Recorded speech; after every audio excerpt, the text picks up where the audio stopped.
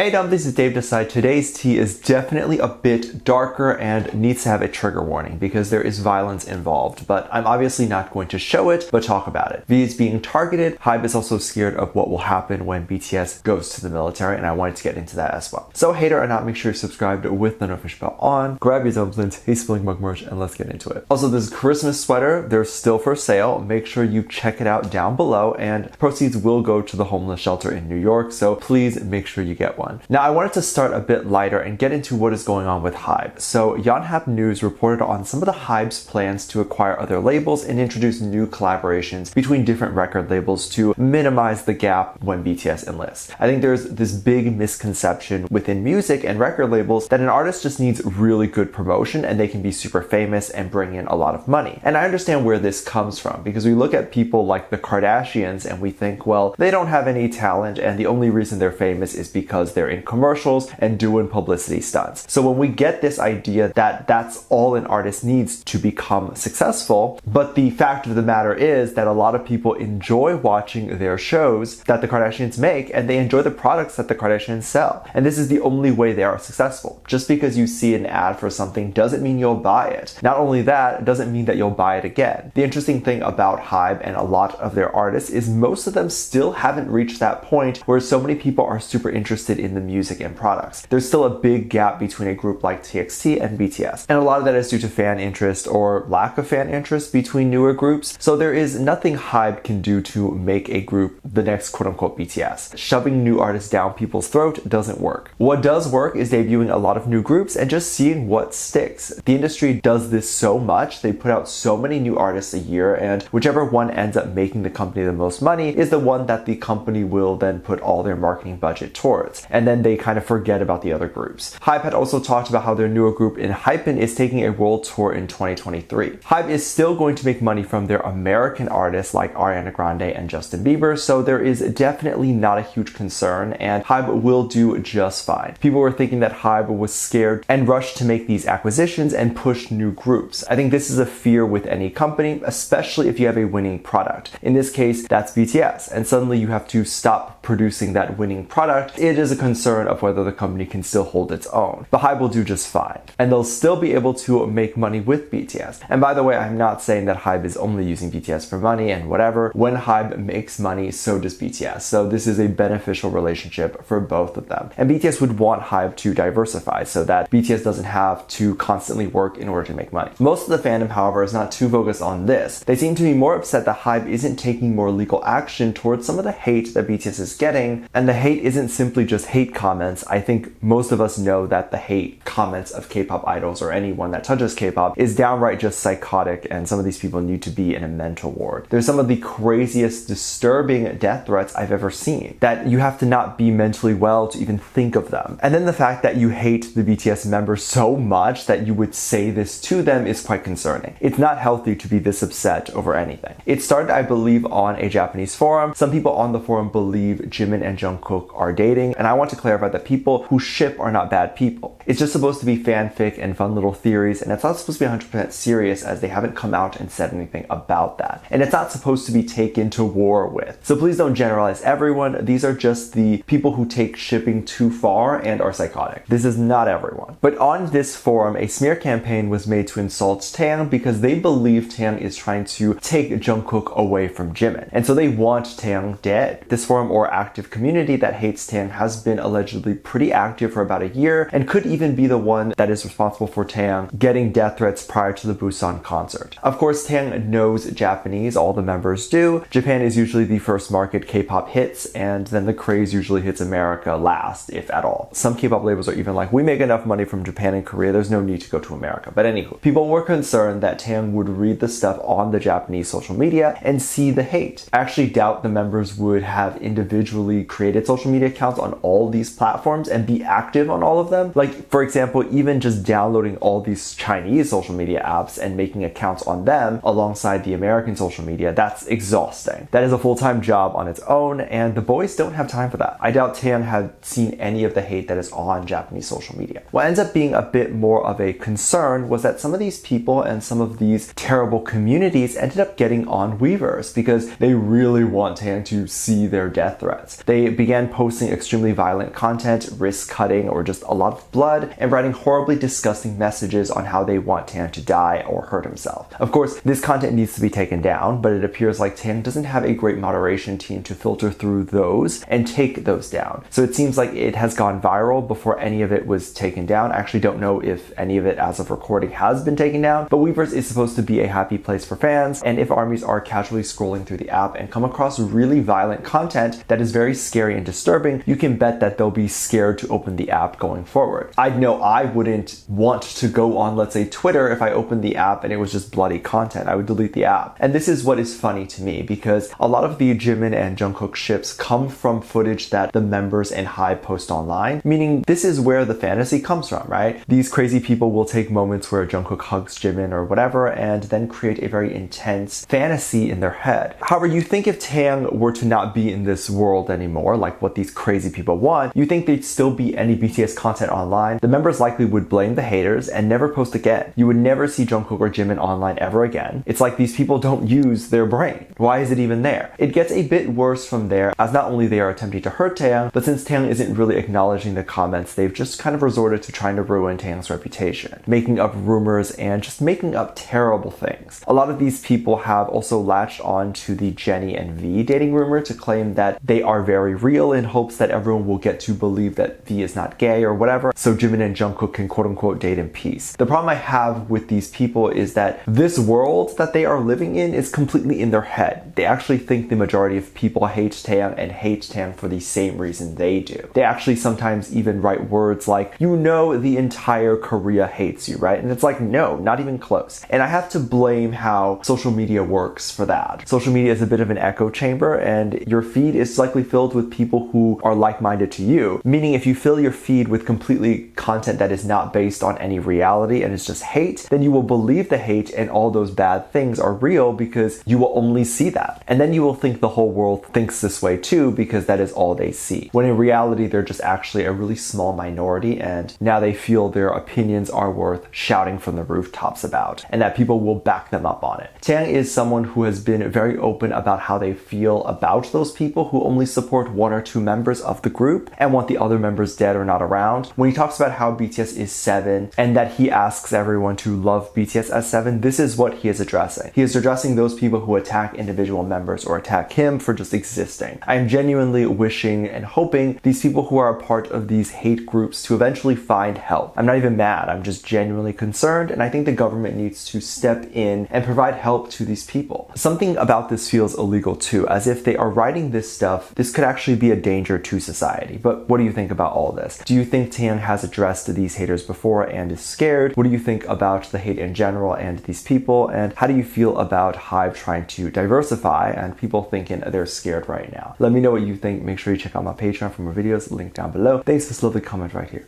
Love you, bye.